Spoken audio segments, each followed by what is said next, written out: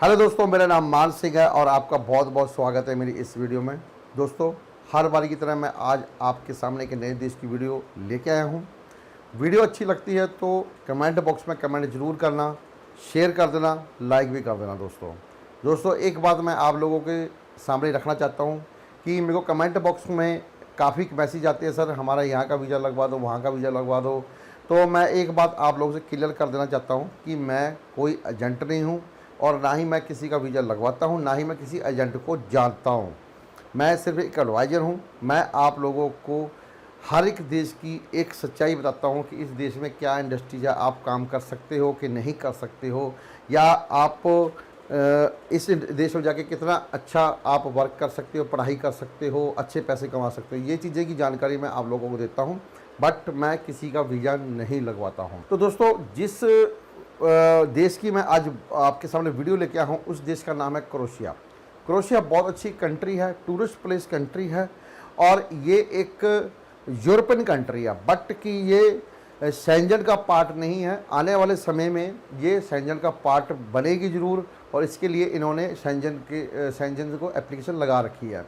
दोस्तों, क्रोएशिया के अंदर हर चीज़ की इंडस्ट्रीज है, चाहे आप केमिकल लगा लो, मशीनरी पार्ट लगा लो, या और भी जो भी आप इंडस्ट्रीज़ के अंदर जो सामान हमारा तैयार होता है उसकी जो इंडस्ट्रीज़ हैं वो वहाँ पर क्रोएशिया के अंदर बहुत हैं। बट वहाँ पर कुछ चीज़ें हैं जो जिनकी जॉब वहाँ पर नहीं होती है, जैसे कि फ़ोटोग्राफ़र की जॉब्स है वहाँ नहीं निकलती है, बहुत कम निकलती हैं। और उसके बाद वेब डिज़ाइनर्स की जॉब हैं, ग्राफिक की जॉब हैं, ये नहीं निकलती हैं। या और भी एक दो जॉब्स हैं जैसे कि होटल टेक्नीशियन की जॉब है, वो वहाँ पर नहीं निकलती हैं। बहुत ही रियर केस में एक आधी जॉब निकलती है, बट कि वो क्रोएशियन के जो लोकल हैं वो जॉब ले लेते हैं। तो दोस्तों, जब मैंने आप लोगों को बताया कि क्रोएशिया के अंदर हर एक चीज़ की इंडस्ट्रीज है, और आप लोगों को कैसे पता लगे कि हम लोगों ने क्रोएशिया के अंदर जॉब करनी है, हमने जॉब करने के लिए वहाँ पर कैसे हम टाई अप कर सकते हैं। बहुत अच्छा तरीका है। दो तरीके से आप टाई अप कर सकते हो। एक तो है कि खुद आप जॉब को ढूंढें, या फिर आप एजेंट के थ्रू आप जॉब ले सकते हैं। खुद जॉब ढूंढने का तरीका क्या है कि शुरुआत गूगल से होती है। गूगल पे जाइए, क्रोएशिया जॉब लिखिए, आपके सामने क्रोएशिया की जो वेबसाइट्स हैं वो खुल जाएंगी जॉब की। वो वहाँ पर आप जाके सर्च कीजिए। आप लोगों के पास जो ट्रेड है, जिस ट्रेड में आपने पढ़ाई की है, जिसका एक्सपीरियंस आप लोगों के पास है, उस ट्रेड को सर्च कीजिए। वहाँ पर देखिए कि आपके जो ट्रेड के हिसाब से वैकेंसीज है कि नहीं है। तो अगर वैकेंसीज हैं तो आप उनकी डेट को चेक कीजिए, उनकी नोटिफिकेशन को पढ़िए, फिर उसके बाद जॉब अप्लाई कर सकते हैं। तो दोस्तों, अभी सवाल उठता है कि हम जॉब कैसे अप्लाई करें। देखो, इसके लिए आप लोगों को एक इंटरनेशनल रिज्यूम तैयार करना पड़ेगा। जिस कंट्री में आप जॉब भर रहे हो, जैसे क्रोएशिया की अभी मैं वीडियो बना रहा हूँ, आपने क्रोएशिया के अंदर जॉब भरनी है तो क्रोएशिया का एक फॉर्मेट होता है इसका रिज्यूमे का। तो आप वो रिज्यूमे या सीवी को तैयार कर सकते हैं। जो सीवी और रिज्यूमे हैं उसके अंदर फालतू की चीज़ें ना लिखें, सिर्फ जो काम की चीज़ें हैं, अपना नाम, अपने फादर का नाम, कहाँ के रहने वाले हो, आपकी डेट ऑफ बर्थ और आपका एजुकेशंस, आपके एक्सपीरियंस, ये मेंशन करें। फालतू की चीज़ें ना मेंशन करें तो ठीक रहे, क्योंकि जो फॉरेन कंट्री के इंडस्ट्रीज हैं ये फालतू की चीज़ें नहीं देखती। वो सिर्फ आपका नाम, एड्रेस, आपकी एज और आपका एक्सपीरियंस और आपकी पढ़ाई की तरफ ही उनका ध्यान जाता है। तो आपके एक्सपीरियंस को देखते हुए अगर उनकी इंडस्ट्रीज़ को लगता है कि हाँ, ये जो पर्सन है ये हमारी इंडस्ट्री में वर्क कर सकता है, तो वो आपसे इंटरव्यू भी कर सकती है और अपने सोशल मीडिया के थ्रू। सोशल मीडिया में स्काइपी पर मैक्सिमम इंटरव्यू होते हैं, वो आपके साथ इंटरव्यू कर सकती है। पढ़ाई के साथ साथ आपको इंग्लिश का भी ज्ञान होना चाहिए। क्रोएशिया के अंदर 60% लोग इंग्लिश बोलते हैं। जेकर आपको इंग्लिश नहीं आती है तो प्लीज़ किसी भी फॉरेन कंट्री के अंदर जॉब भरने से पहले आप इंग्लिश की अच्छी स्टडी कर लें, पढ़ाई करें, ताकि आपको इंग्लिश आए, ताकि फॉरेन कंट्री में आप जब भी इंटरव्यू हो या वहाँ पर जॉब करने जाते हो तो उनके रहने वाले वहाँ के सिटीजन्स को समझाने के लिए आपके पास इंग्लिश का होना बहुत ज़रूरी है। ये लैंग्वेज आपको आनी चाहिए। तो दोस्तों, इसीलिए तभी बोलता हूँ कि पढ़ाई बहुत ज़रूरी है। कईयों के मैसेज आते हैं, सर मैं 8 पढ़ा हूँ, मेरे पास 20 साल का एक्सपीरियंस है गाड़ी का। तो 8 आपके पास जो एक्सपीरियंस है वो तो ठीक है, मगर जब 8 पढ़े हो, आपको इंग्लिश नहीं आती है, तो उसका थोड़ा सा प्रॉब्लम क्रिएट हो सकती है, वो वहाँ पर दिक्कत आ सकती है आप लोगों को।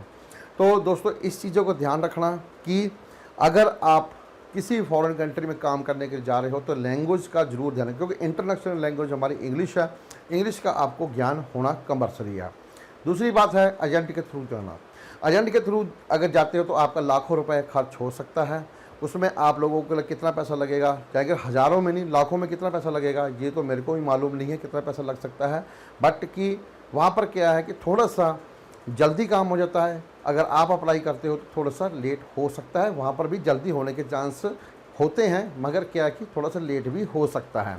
तो एजेंट क्या है कि उनका टाई अप होता है वहाँ पर कंपनियों के साथ, वहाँ के एजेंटों के साथ, जो कि आप लोगों के लिए जॉब प्रोवाइड करके देते हैं।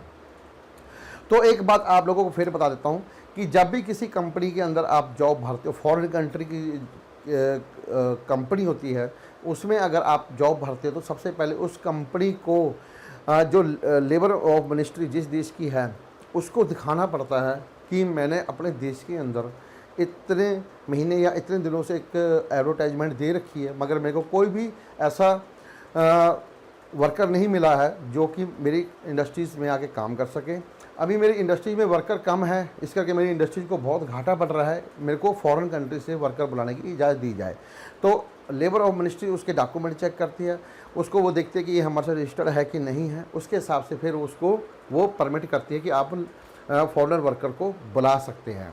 तो यूरोपियन देश का क्या होता है, यूरोपियन देश सबसे पहले अपने सिटीजन्स के लिए एडवर्टाइजमेंट देती है, फिर यूरोप के जितनी भी कंट्री हैं उनके लिए उनको एडवर्टाइजमेंट देती है अपने देश में काम करने के लिए। अगर इन यूरोप की जितनी कंट्री हैं और अपनी कंट्री के अंदर अगर उनको नहीं मिलता है कोई वर्कर, तो वो थर्ड पार्टी में कि जो नॉन यूरोपियन कंट्रियां हैं उनमें वो एडवर्टाइजमेंट देती हैं, वहाँ के वर्करों को उठाती हैं।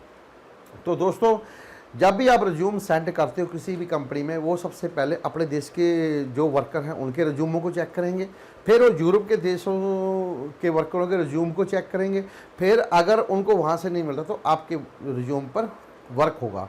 तो ये है खुद अप्लाई करने का एक तरीका जो मैंने आप लोगों को बता दिया है। तो दोस्तों अभी बात करेंगे वीज़ा की। अगर आपको उनकी कंपनियों ने जॉब ऑफर लेटर दे दिया तो उसके बाद वीज़ा की प्रोसेस स्टार्ट होता है।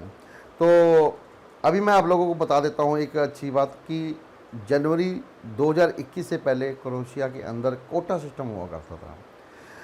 वो कोटा सिस्टम बांटा जाता था कि इतने हम फॉरेन वर्कर को बुला सकते हैं, इतने हम यूरोपियन वर्कर को बुला सकते हैं, इतने हम अपने देश के वर्करों को जॉब दे सकते हैं। बट कि अभी वो कोटा सिस्टम बंद हो गया है और अभी टैलेंट को देखा जाता है, जिसके अच्छा टैलेंट है, जिसके अच्छी एक्सपीरियंस है वर्कर की, उसको वहाँ पर बुलाया जाता है और उनको जॉब दी जाती है। अगर आपको जॉब ऑफर लेटर मिल जाता है तो वीज़ा आप लोगों को कैसे मिलता है, तो मैं आप लोगों को बताता हूँ कि जब आपका जॉब ऑफर लेटर कंपनी देती है, आपके डॉक्यूमेंट कंपनी के पास चले जाते हैं, तो उसके बाद क्या है कि वो कंपनी लेबर ऑफ मिनिस्ट्री के पास आपके डॉक्यूमेंट सबमिट करती है। लेबर ऑफ मिनिस्ट्री सबसे पहले उस कंपनी के डॉक्यूमेंट चेक करती है कि ये कंपनी ने सबसे पहले हमारे देश में, यूरोप के देशों में एडवर्टाइजमेंट दी, इसको कि वाकई में कोई वर्कर नहीं मिला। फिर वो चेक करने के बाद उनको जो सर्टिफाई हो जाते हैं कि हाँ वाकई में इनको वर्कर नहीं मिला है, तो वो उनको अप्रूवल दे देती है कि आप फॉरेन वर्कर को बुला सकते हैं। तो दोस्तों जैसे ही वहाँ पर लेबर और मिनिस्ट्री उनको ओके रिपोर्ट देती है तो आपके पास मेल आ जाती है, आप वहाँ पर जाइए। जाने के बाद आप लोगों ने अपने जितने भी डॉक्यूमेंट लेके जाने हैं साथ में, आपका पासपोर्ट हो गया, पासपोर्ट साइज फ़ोटो हो गई है, आपका पुलिस क्लियरेंस सर्टिफिकेट, आपके डॉक्यूमेंट्स जितने भी जगह पढ़ाई के डॉक्यूमेंट हो गए, एक्सपीरियंस सर्टिफिकेट्स हो गए, और भी अदर डॉक्यूमेंट है जो आप लोग उनकी वेबसाइट से देख सकते हैं, वो आपने एम्बेसी में लेके जाने हैं और एक सॉफ्ट कॉपी बना के भी लेके जानी है। वहाँ पर क्या है कि आपने वर्क वीज़ा अप्लाई करना है, साथ में रेजिडेंस परमिट भी अप्लाई करना है। वर्क वीज़ा वहाँ पर काम करने के लिए होता है, रेजिडेंस परमिट वहाँ पर रहने के लिए होता है। तो उसके साथ क्या है कि आपने वहाँ पर 850 प्लस क्रोएशिया की जो करेंसी है वो आपने फीस, वहाँ की जो वीज़ा फ़ीस है वो आपने पे करनी होती है। उसके बाद आपके डॉक्यूमेंट जाते हैं मिनिस्ट्री ऑफ लेबर के पास, वहाँ से आपके डॉक्यूमेंट चेक होते हैं। चेक होने के बाद फिर आपके यहाँ पर डॉक्यूमेंट दोबारा से आते हैं और फिर आपको मेल आ जाती है कि आपके डॉक्यूमेंट चेक हो गए हैं और आप साथ में बायोमेट्रिक्स वगैरह सारे देने होते हैं। आप जैसे ही बायोमेट्रिक देते हैं तो आपको कुछ दिनों के बाद मेल आती है कि आपका जो वीज़ा है अप्रूवल हो गया है और आप क्रोएशिया जा सकते हैं। तो दोस्तों ये थी क्रोएशिया की वीडियो। कैसी लगी मेरे को कमेंट बॉक्स में ज़रूर बताना, लाइक कर देना, शेयर भी कर देना। दोस्तों अभी मैं आप लोगों से इजाज़त चाहता हूँ। मेरी तरफ से आप लोगों को प्यार भरी सत श्री अकाल, जय हिंद।